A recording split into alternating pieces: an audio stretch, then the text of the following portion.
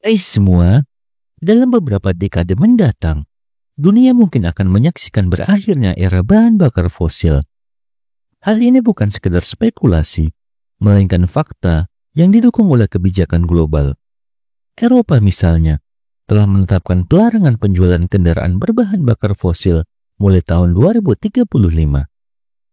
Negara-negara lain seperti Jerman, Inggris, Amerika Serikat, dan India bahkan berencana memulainya lebih cepat, sekitar tahun 2030. Norwegia yang paling agresif dalam transisi energi menargetkan tahun 2025. Indonesia pun tak mau ketinggalan. Pemerintah berencana melarang penjualan kendaraan berbahan bakar fosil pada tahun 2040.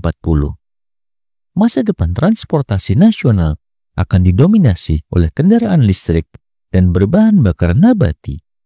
Bagaimana kisah selanjutnya? Simak video ini hingga akhir. Namun sebelum melanjutkan, jangan lupa untuk subscribe terlebih dahulu channel ini agar tak ketinggalan info menarik lainnya. Beruntungnya, Indonesia memiliki potensi luar biasa di kedua bidang tersebut. Cadangan nikel yang melimpah mendukung pengembangan kendaraan listrik, sementara kekayaan minyak kelapa sawit membuka peluang besar untuk produksi bahan bakar nabati. Namun, mengubah minyak sawit menjadi bahan bakar bukanlah perkara mudah. Disinilah sosok Profesor Subagio, seorang putra bangsa, memainkan peran penting. Sebagai guru besar di ITB, beliau telah mengembangkan katalis yang mampu mengkonversi minyak sawit menjadi bahan bakar berkualitas tinggi, seperti bensin, solar, dan aftur nabati. Penelitian ini bukan proses singkat, butuh 36 tahun kerja keras di laboratorium untuk mencapai titik ini. Kontribusi Profesor Subagio tidak hanya menciptakan katalis, tetapi juga membuka jalan bagi kemandirian energi Indonesia.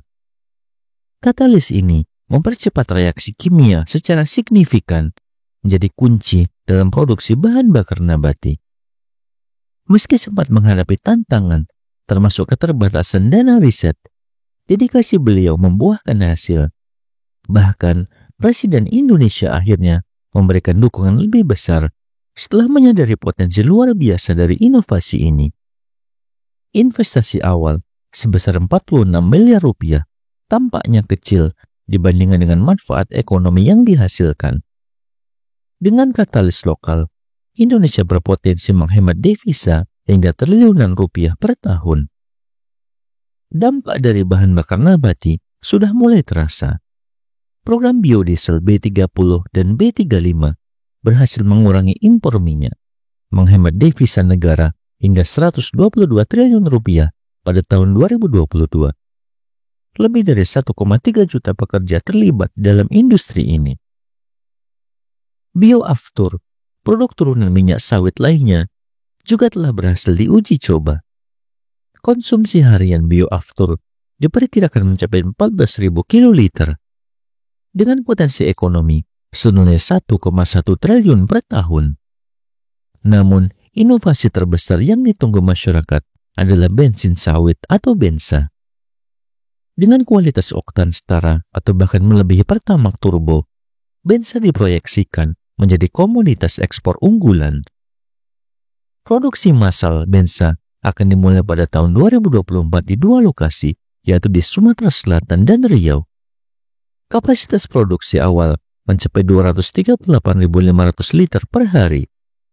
Keunggulan bensa bukan hanya ramah lingkungan, tetapi juga memiliki kualitas yang lebih baik dibandingkan dengan bensin konvensional.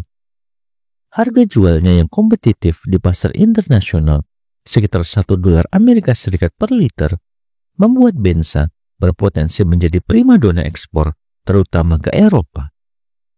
Jika semua berjalan sesuai rencana, Indonesia bisa menjadi Arab Saudi baru dalam hal bahan bakar nabati. Namun, tantangan masih ada.